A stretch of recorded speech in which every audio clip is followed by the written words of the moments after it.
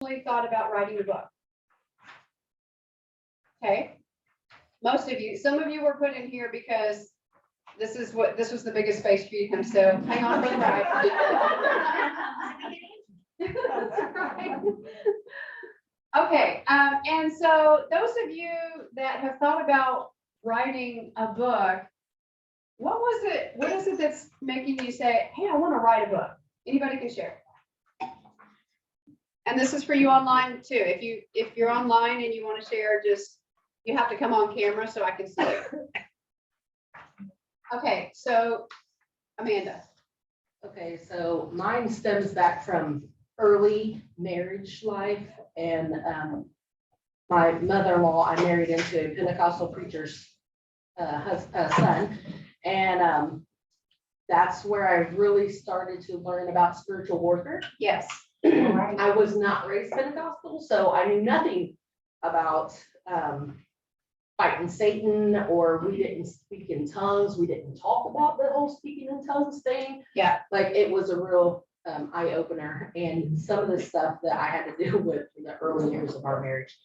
My mother-in-law was like, you should write a book. And I said, if I do, you'll see it someday. It's going to be Satan, you picked a fight with the wrong woman. Yeah. So write that down on your worksheet because that is actually one of our questions that I want you to be able to answer. We'll get to that in more depth here in just a second, but that last question, what title have you thought of and what would be the 3 main points? Just write down that title, okay? Okay, so that's Amanda's story. So someone else, Tamara. I wanted to write a book because there's not a lot of children's books that deal with serious biblical principles. Yeah. There's just not. And what sparked it was I was reading a book by Becky Fisher, Redefining Children's Ministry in the 21st Century. One of the things she said is in the Muslim community, they have what's called an act of penance. And what they do is they slit their wrist in penance to the Prophet Muhammad, to say, hey, we did this wrong, our ancestors did something wrong, we're gonna pay penance. Well, what I realized, what she said is, they start teaching their children about that at 2 years old. Oh my goodness. Wow. And so I feel like in the body of Christ, there's no junior Holy Spirit, the same Holy Spirit you got, the same Holy Spirit for the kids. Yeah. And I feel like we kind of patty cake, it's Jonah and the whale and David and Goliath, and those are great, but we need to do some strong stuff. Yeah, so they need to get the sincere milk of the word. Yes. And so when you think about your book, it's geared towards children. So that's another question that we have, who is your target audience? And, so that tells me that you've really given some thought to this. Okay. Someone else, so you thought about writing a book. What prompted that? Allison. This might sound strange, but like my journey inspires me, and I've had a lot of other people tell me I should write a book or 3. Yeah. But like it kind of starts from just like I am inspired by like what I've gone through and how I've navigated things even before stuff of this year. Like I'm inspired by what I've been able to do with the strength of my spirit.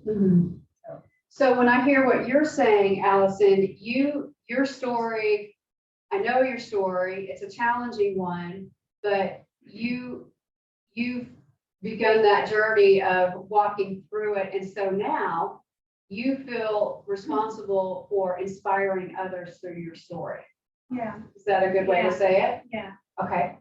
All right. And I do want to check online. I'm not seeing anybody. Can you check on the chat and see if anybody's.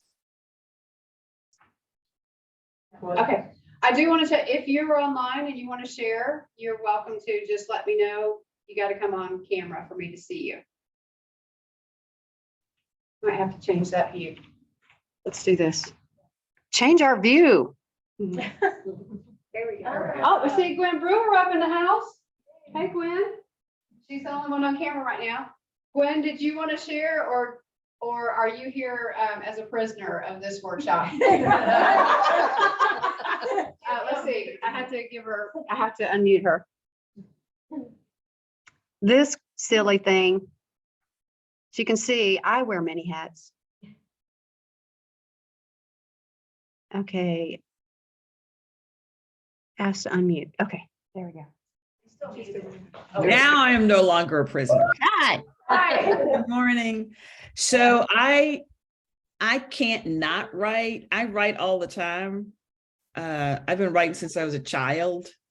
So one of my friends says, when are you going to actually produce a book from all these writings? So that's why I think I need to do it. So Okay, very good. okay. So it's a driver that's inside of you. I think so, yeah. Yeah, since you were young. And so, that's a form of expression for you, but it sounds like you haven't just taken the plunge yet. Yes. Okay. All right, we got time for one more. Why do you want to write a book? Mine's not as clear, Okay. but it's mainly to help people, in some way to help or inspire people. I am a natural type of trainer and want to help others find the aha moments and the sparks that help them take their journey. Yeah. I don't have clarity on what it is, but it's definitely to help and to also encourage people that answers can be found if you look for them. Yeah. And that there isn't always a silver bullet or a perfect answer. Yes. So those are the things that as I've walked and met people and learned from other women and men in the journey, some of those nuggets have been really good. Some of it I got from you too. So some of those things that just, you don't realize the answers are there and you just have to find the right way to educate yourself. Yeah. So God has really given you a heart to encourage and inspire others. There's value in it for you with the ahas. I love the ahas too. It's like, yes, you get it. Yeah. And it's so nice when that actually happens because it opens up a whole nother world. And so it sounds like that's what you're hoping to do for other people. Yep. And I saw Andrea, I think your hand was up. Yeah, and it's kind of the same as far as being able to serve the Lord and helping other people in different situations, scenarios. But I love to write about anything. I love, writing skits, plays, whatever it is. But specifically, I would love to write a devotional just on different scriptures. Yeah. For women, especially, just because I'm a woman and we see things differently than men do. And it's very helpful to hear from another woman sometimes just how God speaks through the word of God to them. Yeah. Or everyday life. I mean, it's all good when you read the Bible and you're like, oh yeah, how do we apply it though? Yeah. In your devotional, you help others to learn how can I walk this out though? I get that verse, but how do I walk it out? Yeah. So So, and you are a teacher. yes. You're not just a preacher of the word, you're a teacher of the word. And so that gift that you've been given wants to flow through and reach the soul of that person so that they're equipped. And you've already identified your target audience. Sounds like, women, which you're already in women's ministry. So everything it's all there for you. It's really just you saying, okay, I'm going to hit the go button now. Right. And eventually biographical, because there's a lot of things people don't know in my life story, but Yeah. God has been so good to me Yeah. from childhood. Yeah. And all of us have a story. Yeah. All of us have a story. All of us have, and our stories, we think that our stories are for us, but they're actually for other people. That's right. Right. Yeah. So, yeah. So,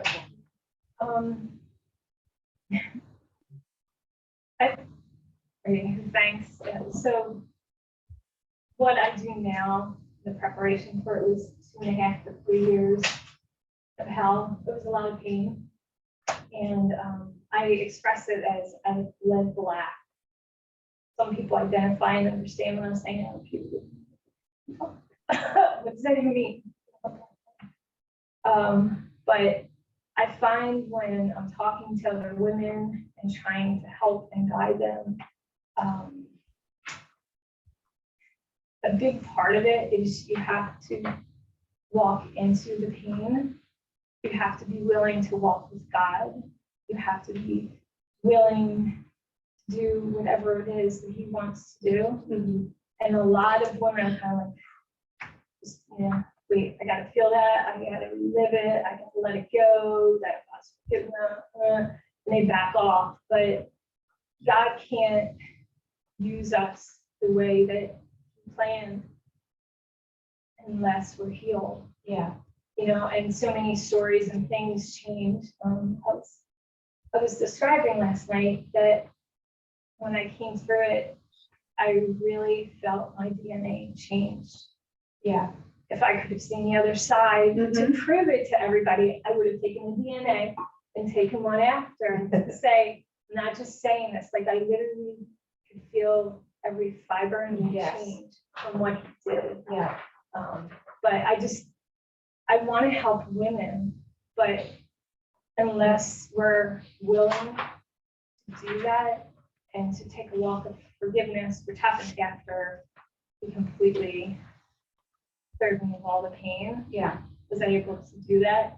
We can't get to his best for us in every part of life, what he's called us to do. Yeah. So I just feel like that in a book form. So when you're talking, Samantha, what I hear are, you've got themes and points of what you're going to talk to women about in this book.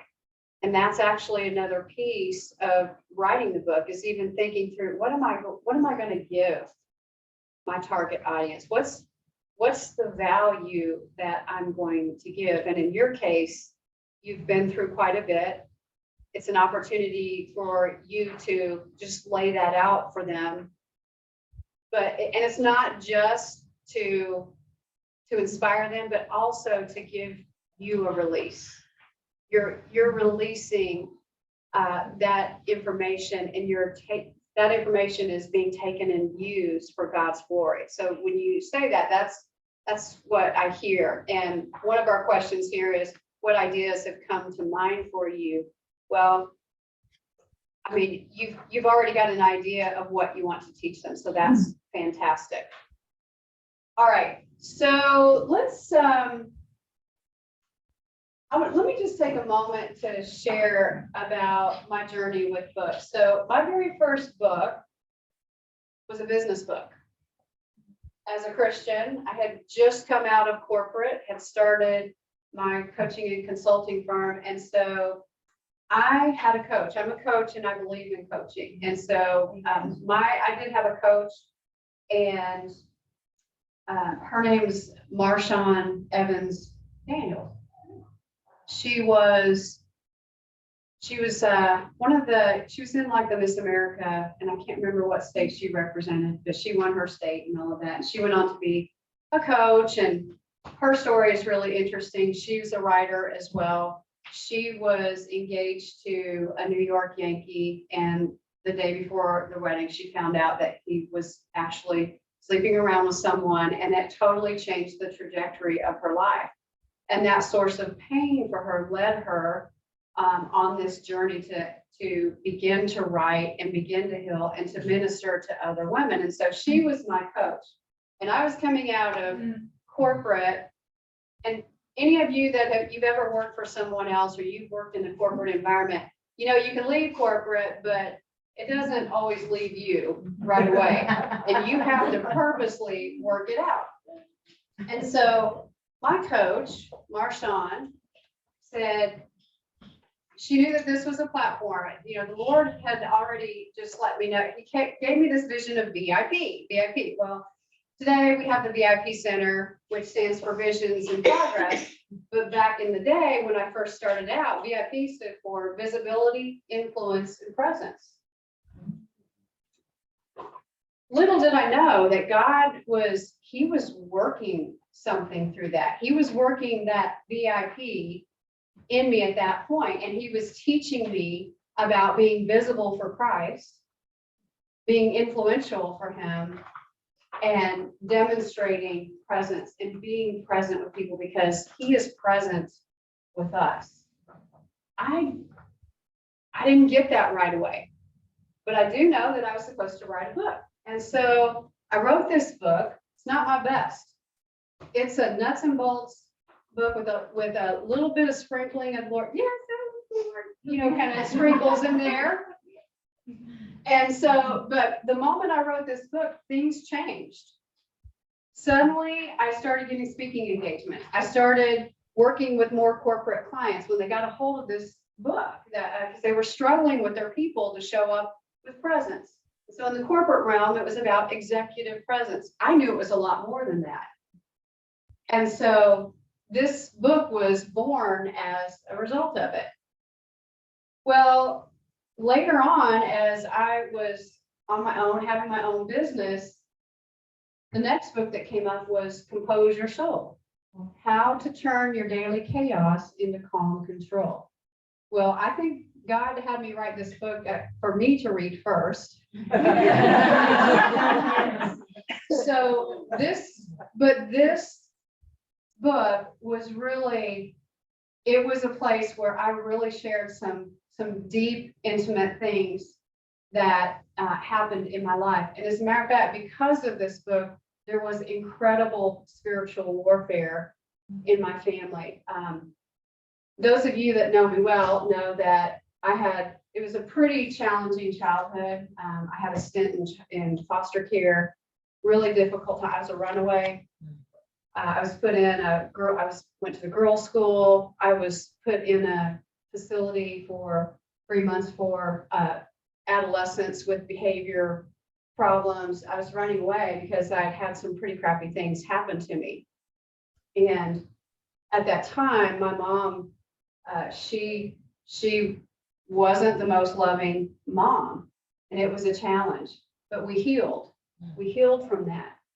And so part of, even though this is a coaching package in a book kind of book, the stories in here are real and inspiring. And one of the stories that I told was about how we had come through that challenge. And as a result of that, my mother became very upset about that. She did not want people to know anything about our past. It was humiliating to her and embarrassing. And a spirit took over her. And as a matter of fact, she stopped talking to me for several months as a result. It was over my 50th birthday. That was 5 years ago. 50th birthday. She wasn't there to celebrate. And I was completely devastated by it. But this book also brought me healing. And God used this book to heal me, to understand how to overcome that. And this is exactly what I teach. When you're a member here at the VIP Center, then we do Mindset Mondays is one of our days. And I get material right out of this. So this was like a manuscript for the work that I do with women around confidence and mindset and the business mindset. And so this was definitely a controversial book in my family. But then this book came along. This book right here totally turned my life upside down. And if you're in my afternoon session, you'll hear why. You'll hear what the result of that was. And I'm not going to spend time here, but I will say this is actually my coming out party right here. The Purple Life.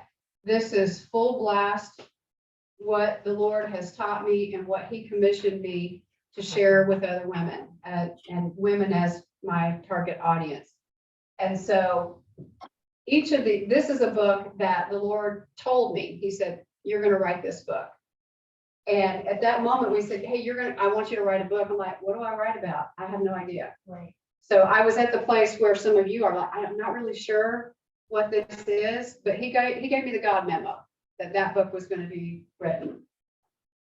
And so when I'm telling you this, because you might be on a certain journey where God is saying, yeah, I'm putting that nudge in you, Amanda Brett. You have a story. You have a story that goes, just even what has happened to you the last few months in your life. That is a story that wasn't necessarily meant for you. It's meant for others. It's like exponentially designed for other people. And it's an incredible supernatural story that you have.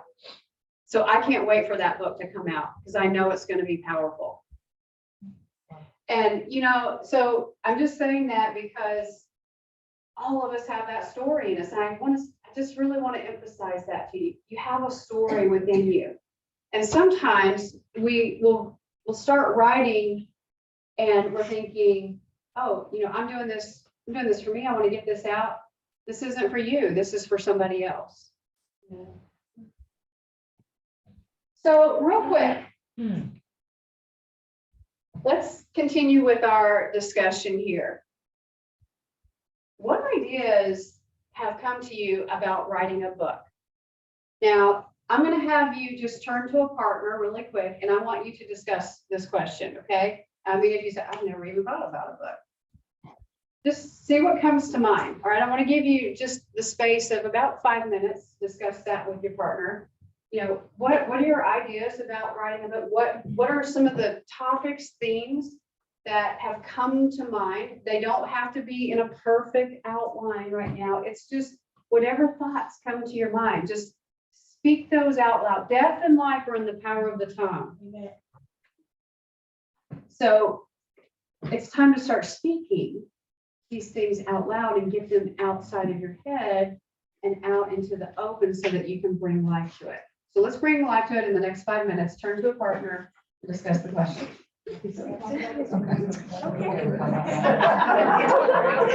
We're done.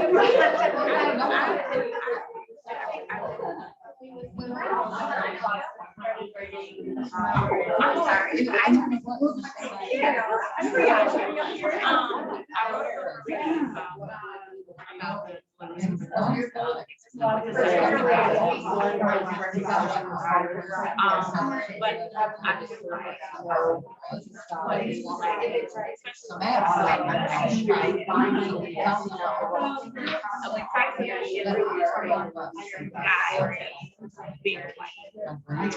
what that looks like.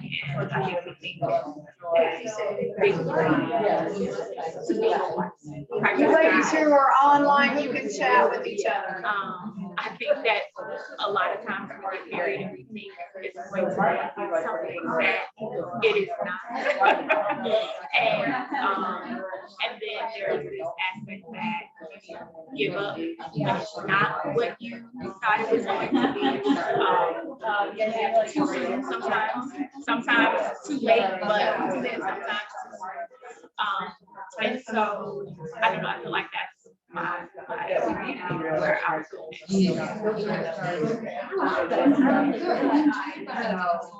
I'll just be honest. In 2020, literally 2020, I was legally blind.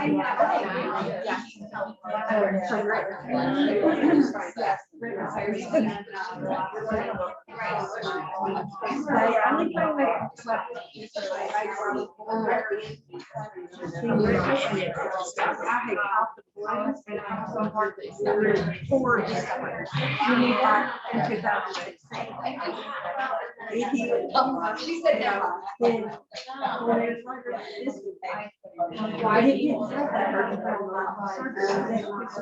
I feel like I'm not really.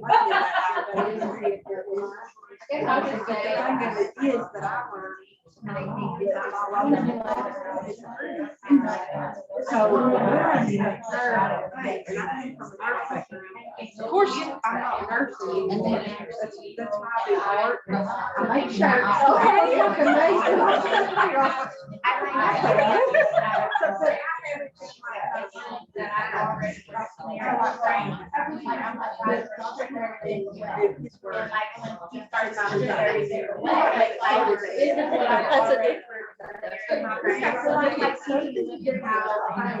You know, you don't have to.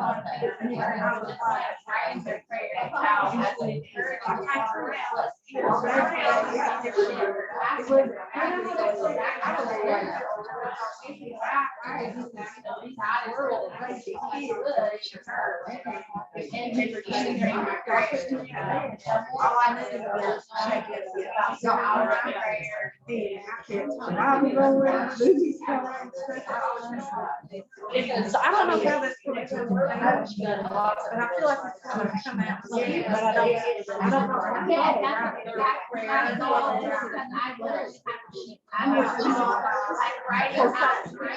don't know. But then giving them space so then they can put that. Yeah.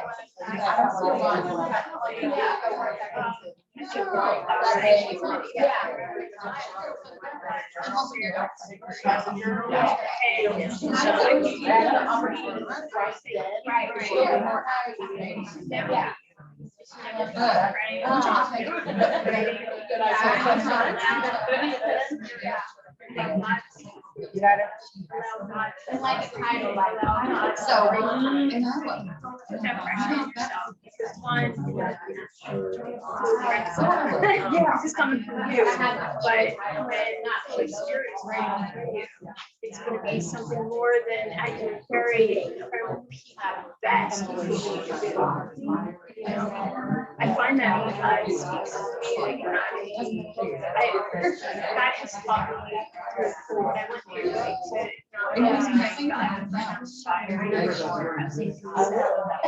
because living in my best and in my own love and I actually have everything that I can share. It all doesn't mean that one.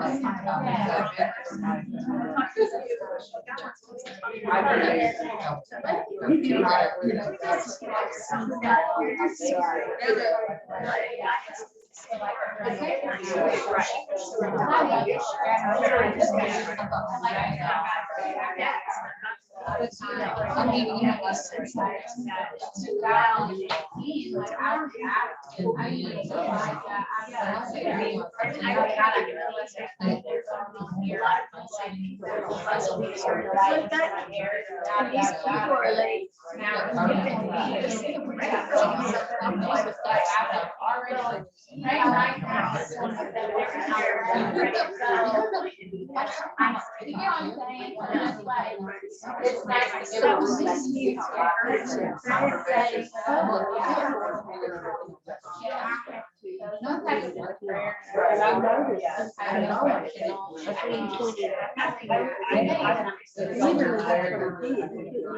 And I had to line like that. So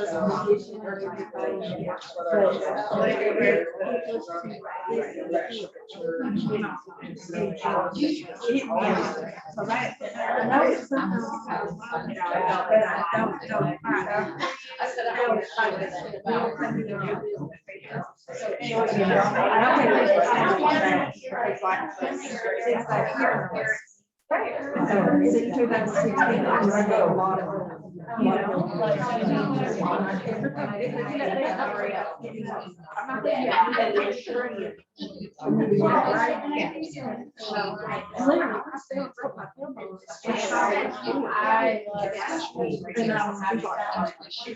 So I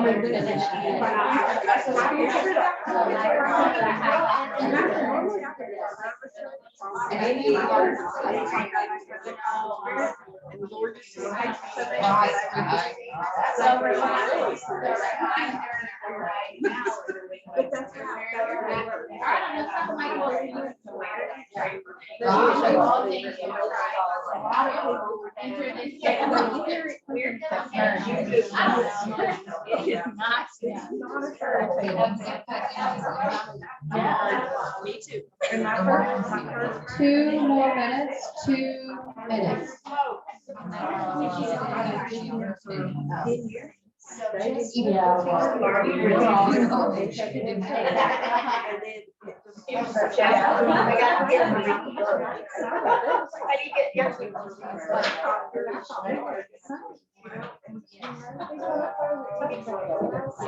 Yeah, well, a year ago, you don't know what it is. Like, You know, I was not. You know, I was. That's what I was thinking, like. Especially like that's kind of like, I don't be very like. I mean, that could be a full-blown course. Because that's, you know.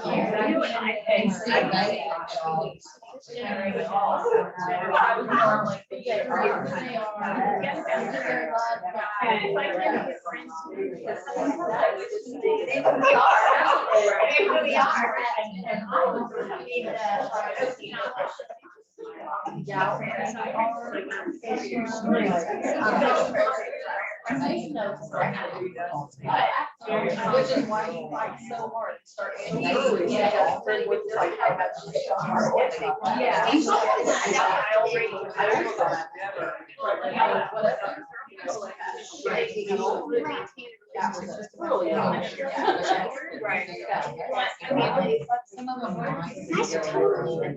Sometimes it's kind of like, and then. Yeah.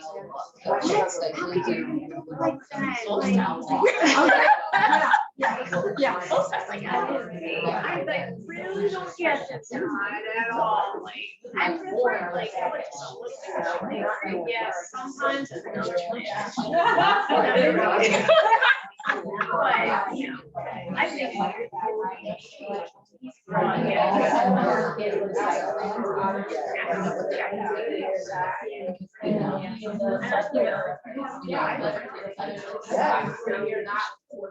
Learn how to, you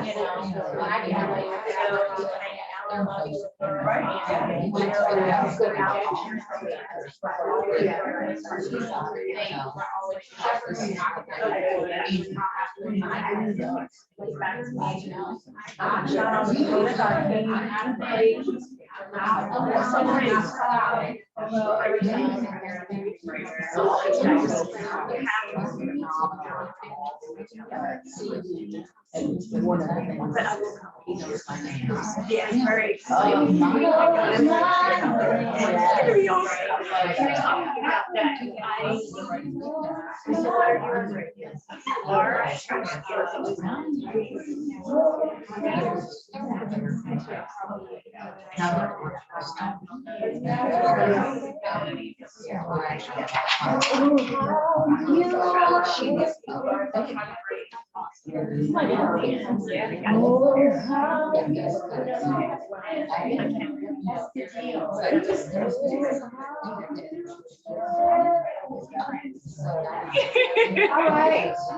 All right, everybody.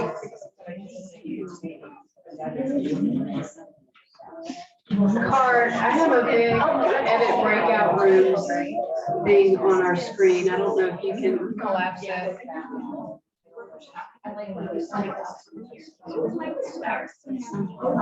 Yeah, it wasn't. I can't get it off. We're in Lancaster. Okay. Just want to see you all. Okay, so let's come back together. And so I'd like to hear from somebody we haven't heard from yet. So what came up for you in the conversation? Angie? He will provide? Yes, Okay, and that I need to pray for clarity. Yeah. He would. okay, very good. Someone else, what came up for you? There's a little aha moment that happened here. Share, by all means. Well, we heard you talk about, Heard Tamara talk about for kids, for children, something more than just the story of Jonah and the whale and things. And Shannon and I rode together today, so we'd already been talking about, you know, kind of what we're our family. And we're good friends, so we know each other quite well. So that's part of it. But she has just this special calling for young teens. She's like, we always tease that she's like a teen whisperer. My grandson, she can talk to my grandkids and get things out of them that you would never expect them to share. She has a young girl next door that's just her twin now, her mini-me. She has another teen over here. I mean, she, in her whole neighborhood, she just touches. So I think maybe the calling that sent this chill down her spine Yeah, I got shivers of. was that maybe her book is geared towards teens. Maybe it's, you know, and We got God's app. she.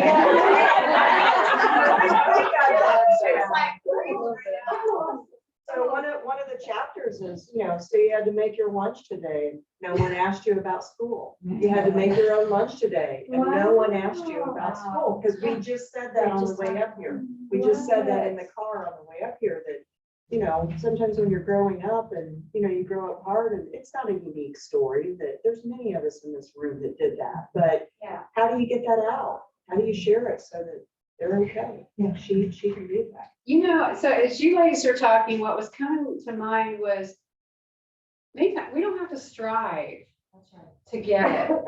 You just, I mean, it was handed to you on a silver platter, like, you know, you have to make your own lunch. I mean, that is just like the simplest thing. The answer's right here. We're like, oh, I can't think of what to talk about, you know? She struck a chord though, when Tamara said about, you know, the bigger spiritual topics, the bigger biblical topics, because we do kind of dance around it. It's make it more story time and characters, and not, and the other thing that immediately hit my brain was Deborah talking about getting the word in. Yes. And are we really helping them get the word in so that Right. they are protected? They do have that in their time of need. And I think, you know, we telling them the truth and making sure that they know you're not always going to be able to talk to your parents. You're not always going to have somebody in your life. Right. Is there a way to somehow show them that there is like that? I don't know. Yeah. So yeah, that was awesome. Love that. So I do want to check in online because we had Gwen and Opal and Sharon together. And ladies, we can hear you, or we're able to hear you, but there's like a big white square over you. So what was your conversation? Do I need to take somebody off mute? Or Cart, can you take them off mute?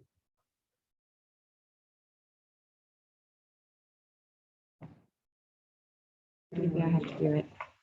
I have to do everything.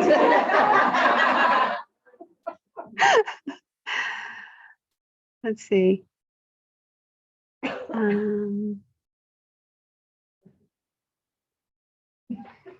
Gwen, I'm taking you off. All right, I'm off. Hi. So, so first I'm going to talk about Opal's book.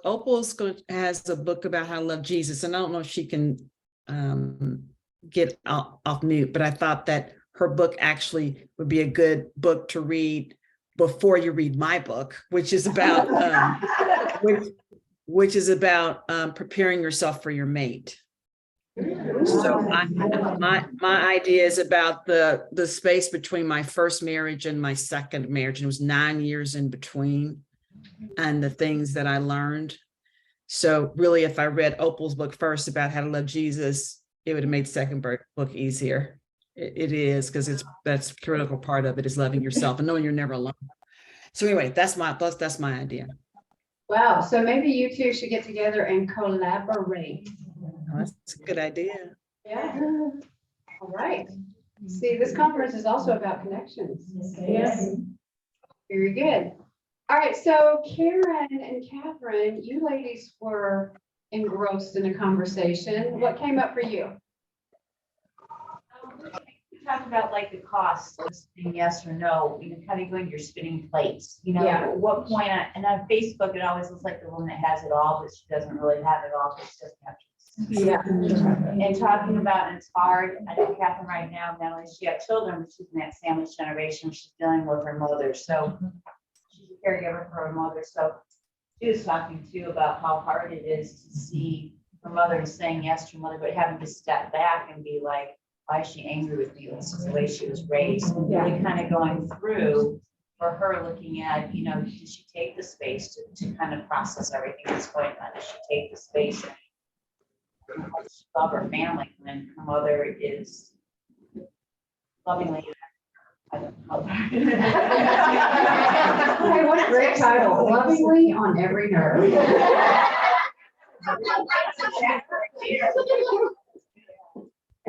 I love you, Mom, but you irritate me. Don't name it that.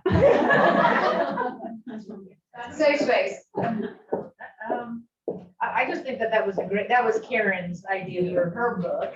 And I just related, you know, and shared how people, I mean, women would understand that. And I think it's a conversation that we all probably need to have. You know, we all think it, we live it, but unless we, like you said, get it out there and just examine it and explore it, like it's hard to change it unless we do that. Right. I know, you know, and that was profound when you said get it out there, because I know for me, I keep a lot in and I try to process it, but when I get it out is obviously when after I, you know, I feel better after that, because it just, I make sense of it, you know, it's like, you know, Legos or whatever, you're trying to put them in all different areas. So I thought that was great. I think it's very relatable and just detrimental to our health. Yeah. In all ways, spiritual, mental, physical. Right. You know, so to have that conversation.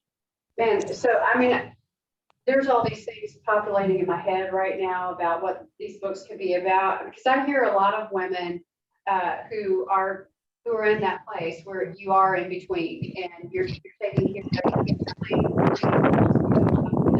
care of parenting. And so, okay, sorry, you're gonna have to go back. Okay, you got it. Thank you. You're welcome. Okay, yeah, and even in my own life right now, I have a mom who, she's down in Florida and she's going downhill very quickly, and it's, my youngest sister is down there just dealing with it in the day-to-day, and it's a hard struggle. So, and I just want to bring back to our remembrance that when we're going through these things, we're going through the hard things so that there's some fruit that can be yielded for other people. That's it. Yeah. You are right now, the Lord is just, he's getting you ready. He's producing fruit. And you know what usually goes at the, you know, just around a plant when you're planting it? Cow manure. Right. I mean, it's doo-doo. It's doo-doo that's helping that grow. And it feels like doo-doo. It's like Jen Baker stepped in doo-doo up here last night. We're stepping in doo-doo, but we're doing it. We're doo-dooing it. We're doo-dooing it for the Lord and for somebody else. Yeah. So let me hear back here with you ladies.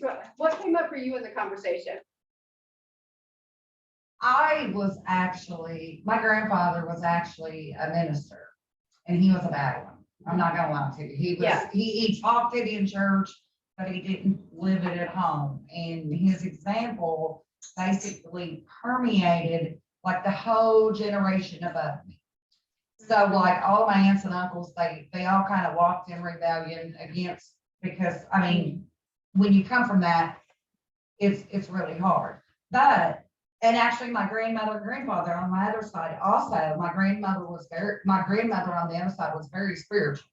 So my parents got together, and my dad was like from Vietnam era. He actually, he was Vietnam. And when he came back, there was a lot of mental health. And it was not just my dad, it was my mother too. And it's kind of interesting because my mother just passed and I just went through that ordeal she's talking about. But in the process, there was a mission, it's called the Kentucky Mountain Missions down in Eastern Kentucky, that would bring a church bus in. And they would pick us up every Sunday, every Wednesday. If the church doors was open, they would wash my face and take me to church, because we lived with, I was 16 before we got running water and electricity and, you know, different things. And I'm not 50 yet. I relate more to 70-year-olds than I do people my own age. I've never really related to people my own age because I have no concept of it. But in the meantime, we had like, godparents from the churches, and mine happened to be one of them that, where I was able to go to work at the age of like 15, and I done the slow fade out. And then basically from the time I was 15 to 29, I lived my own life. You know, and it was compared to what I had come from, it was a very good life. Yeah. But I knew it wasn't a godly life. And then, I was telling the girls last night, God set me up, and my friend actually took me into church, and, actually she used my kids, and she didn't use my kids. Basically what happened, we both were single at the same time, and we would do kid swap.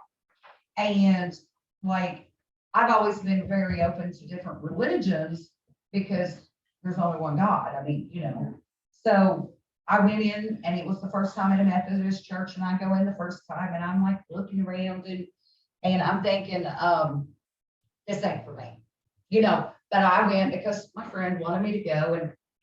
And one of the things that was odd to me was they didn't have an altar call that week, you know, because we get caught in our religion and the way we think things are supposed to be. Well, so the next weekend, it worked out that I was to pick the kids up from church because we was 2 towns apart was what the deal was. And church shuts down. When the church shuts down, or, you know, it's time for everybody to be coming out of the church. I'm sitting there waiting. Nothing's happening. I'd been out partying the night before. I know I had alcohol all over me, you know, but I wasn't trying, I wasn't professing to even be with God, you know, Yeah. but I was gonna go check it out. And basically what happened, how I say God set me up at the church, there was like the arena outside had PA system. So God didn't show up the first time, but he showed up the second time. And the next thing she knows is when the altar call that came, that didn't happen the week before, I'm laying at the altar. So my thing is that, you know, growing up, when I say there was mental health, there was alcohol, there was guns, there was knives, we lived a pretty traumatic, you know, childhood.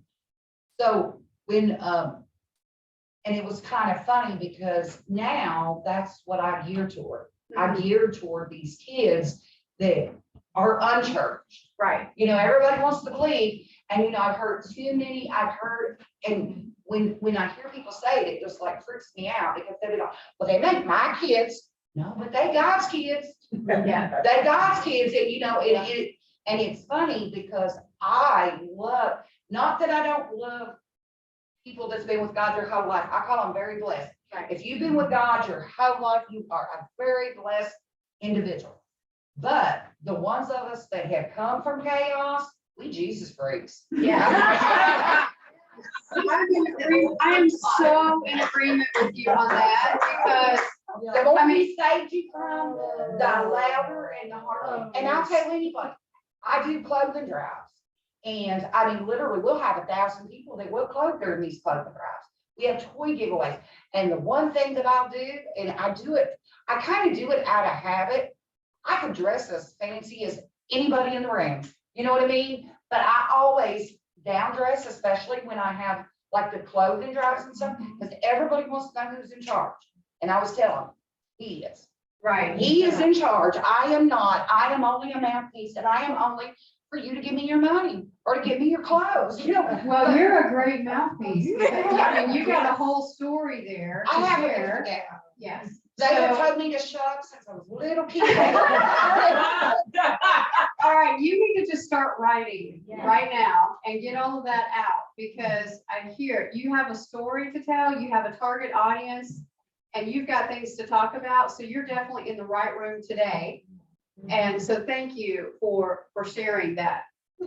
So I do want to go ahead and move on because we are running out of time. And I want you to look in your workbooks here.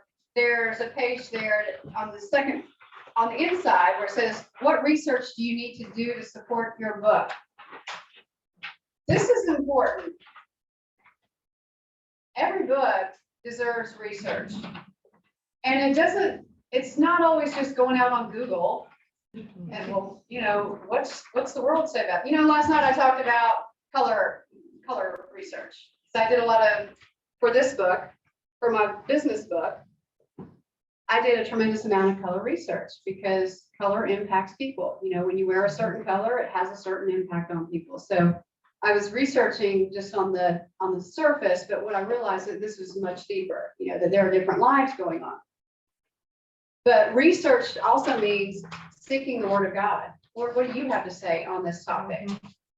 What's your take on what's happening? What scripture aligns? You see, we authors are different than worldly authors.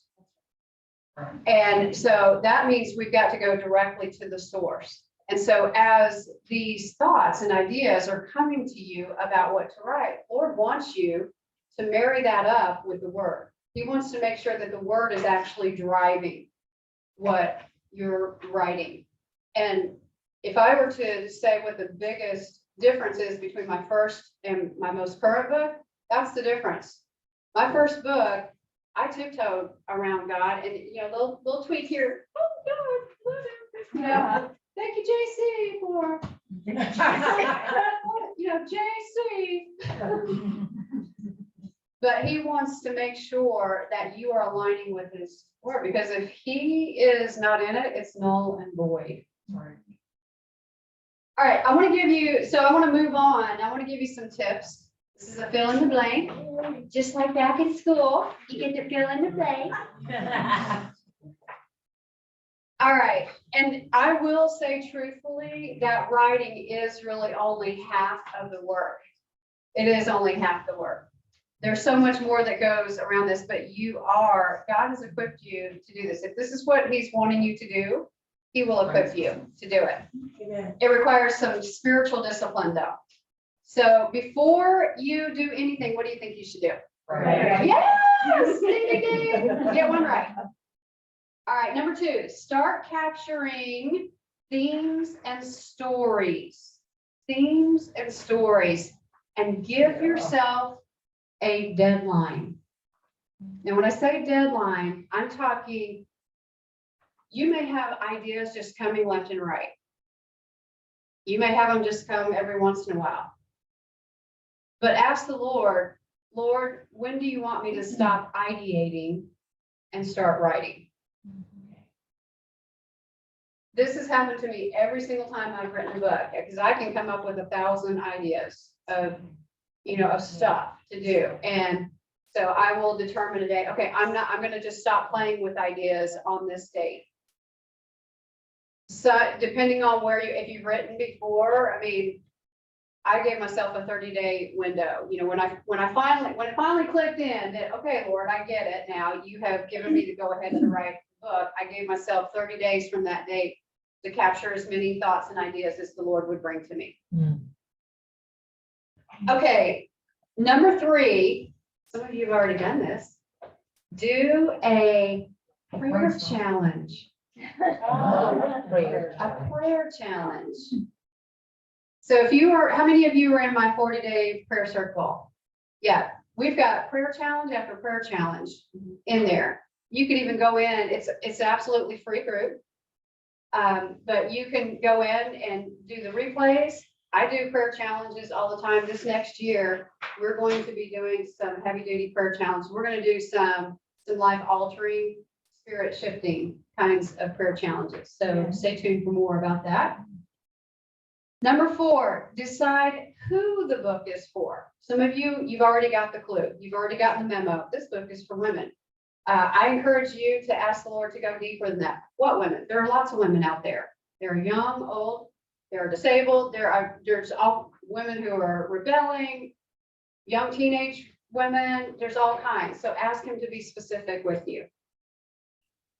Number 5, block your time to write. I cannot emphasize how important this is. When I wrote The Purple Life, I already knew that there was going to be tremendous spiritual warfare. The enemy did not want this book out. And so I took a trip to my favorite place of all time, St. George Island, Florida, and spent a few days there. Amanda Gleason her mom has a beach house there. I mean, how awesome is that I know Amanda Gleason and her mom has bought a beach house there, my favorite place ever. So they graciously allowed me to go and get away. And so if you can get away from all of the noise and all of the plate spinning, SPS, that terrible disease that some of us have, the spinning plate syndrome, then do that. But even, you know, just blocking time, like, okay, this week I'm going to write on this day. I'm going to block off my calendar. I'm not going to let anything get in the way of that time. And I'm going to do it and trust God to show up in that. Number 6, create. All right, we're going to get really, really techie and tangible and tactical now. Okay. So create your manuscript. Your manuscript, when we say manuscript, this is where you just start putting it all together. Create your manuscript in Google Documents or a Word document. Go ahead and just put it in double space with 11-point font. You're going to make it so much easier if you start out that way. You don't have to go backwards and do it. And if you have, there are certain fonts that are free when you print. And so Avenir, an Avenir book, those particular fonts are free. So, and it's easy to read for your proofreader. So Avenir, Avenir, is a great font to be writing in this. So number 7, for creatives, start writing out one-liners or thoughts, and you can plug in the right chapters later. I'm one of these people. You should just see my notes. I mean, it's crazy. And whenever I start out with my manuscript, it looks like a big hot mess. I'll paste scriptures in there. Oh, I gotta make sure I can't forget this. And then I'll type some, and they're just random ideas. Don't worry, they don't have to have the complete finished product yet. You're just capturing thoughts in your document and you're keeping it all in one place. And then what you can do when it's time to really put it together, then you can start copying. Okay, wait a minute. Now let me sort this. This is actually going at the top and this is going at the bottom. So it's a place for you to sort. Just keep it all in one place. For structured people, who in here would consider themselves more of a structured person? Karen, Shamari, yeah. Esther. No. Maybe sort of, you're like in between. Oh, no, not at all. Okay, so if you're a structured person, create an outline. I mean, eventually you're going to have to do this no matter who you are, but start exactly where you are. So it's not a struggle. But create that outline, create your summary, start identifying your chapters, your topics, then develop the content. So all of that, number 8, that's in order for the structured people. Number 9, be aware the title doesn't always come first. My last 2 books, I had no idea what it was going to be called. I had to write the content and then figure that out. Word counts. Yeah, the average book falls anywhere in between 36,000 and 60,000 words. This book right here, this is a 6x9 size, and it's got right at 50,000 words. And so in that 50,000 words, it's 238 pages. Okay. Number 11, always have someone else proof your book to reduce mistakes. And even when you have that, you find mistakes. Like right after I got this book published and it ran it through a fine tooth comb, just like lice, I still found a couple of mistakes. So I had to republish it on Amazon. So on the back, I have a number of resources. These are resources that I have used, and I chose to self-publish because when you go with you can go with a publisher. Yeah. You can, but I'm going to tell you that they're going to chop arms and legs off of your content. So if God's directing you, the most important thing is that you're following the Holy Spirit, but that you have a great person who proofreads and looks over the content for you, just to make sure that it's clean and you're not making a bunch of mistakes. So I publish through KDP Publishing, self-publishing. I've also, so one of my my Compose Your Soul hardback book is, I published it through Ingram Spark. So checking your grammar, you can do this on your own. There is a really cool app that I use frequently. It's HemingwayApp.com. You can take content, paste it into there, and it'll tell you from a grammar standpoint, okay, these sentences are too complex, or you need to change this from a passive to an active word, and it gives you suggestions. So really, really cool resource right there for those of us that are really, does this sentence sound, how do I simplify this sentence? It's a great app. So professional proofreading and editing, I have a couple of resources here. Pauline Goff, she owns Fresh Eyes Proofreading, and so she's an excellent proofreader. Elizabeth Thompson, she is my collaboration partner on my books. She's a book coach and everything, so she does style editing and content development. Content formatting for interior and book covers. You just need to know that with book covers, it gets really techy. And so I have a resource that I go to on Fiverr.com. And this is his seller name, it's Song Y. So he's always done my, formatted my interior, made it look really pretty, and made sure that my book cover was even, like it wasn't crooked or anything like that. So book cover design, so I do book cover design. I design my covers, and it's easier that way, and you don't have to pay for images, and they're royalty free. So that is book writing 101 in a nutshell. Who has questions real quick? Do I have a question? Yes. What was number 7? Number 7, for creative, start writing out one-liners or thoughts. You can plug it into the right chapters later. All right. So I know this, everybody's waiting for us, so I'm gonna have you guys go last. So, but we need you guys to, when we call on you, someone needs to be able to summarize what we talked about and share 3 points. All right, so let me just give you a couple of minutes. Who will rise to the occasion? Who will come up higher? Angie. Can they help me with the 3 points? Yes. Yeah, you want to? Yeah, All I right. would love the collaboration. Okay. Everyone helping. I'm happy to share if everybody else would speak into what we should share. I think that's perfect. Okay. Thank you, Angie. Murrell. Merle. All right, let's everybody come back in.